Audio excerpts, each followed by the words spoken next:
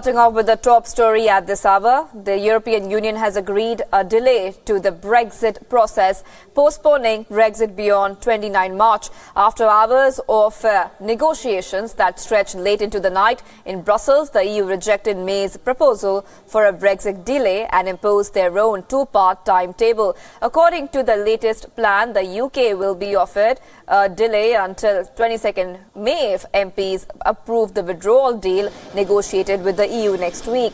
If they do not, the EU will back a shorter delay until 12th April, in fact allowing the UK time to get the deal through or to indicate a way forward. May, who had gone to Brussels seeking an extension until June 30th, said she welcomed the Council's decision.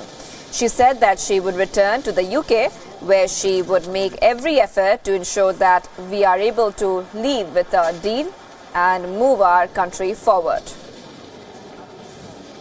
I think what this decision tonight does is show the clear choice that is available, open to MPs.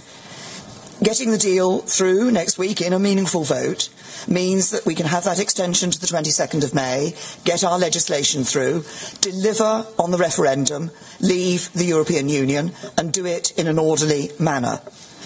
Not getting that vote through means that we will, obviously, as the Council has said, come back to the Council before the 12th of April with a plan for the way forward. But that, if it involves that further extension, would mean us candidates being stood in the European parliamentary elections. I think the choice is clear for people.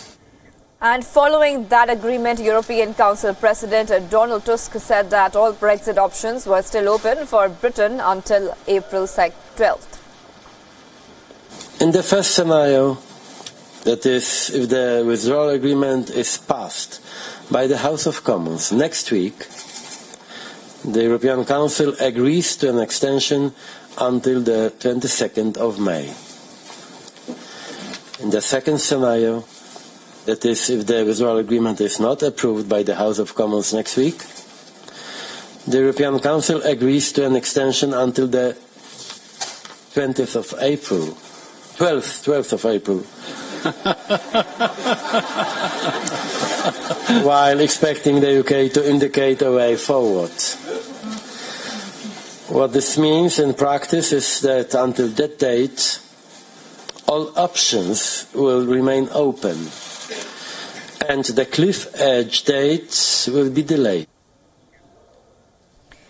Now, voicing fears of business that a no-deal Brexit would hurt economies across the continent, German Chancellor Angela Merkel argued for caution, saying she would work to the last minute to avoid a disorderly departure.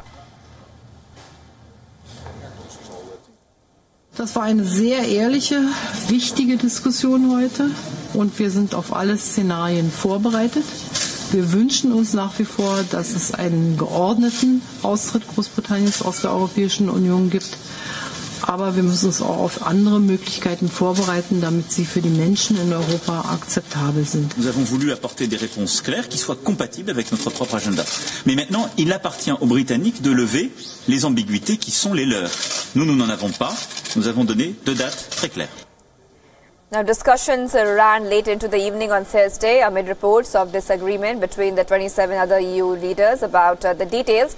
However, Britain could still crash out without a transition, disrupting business and souring relations before the sides sit down to negotiate a trade pact and decide on how to manage their politically sensitive land border in Ireland.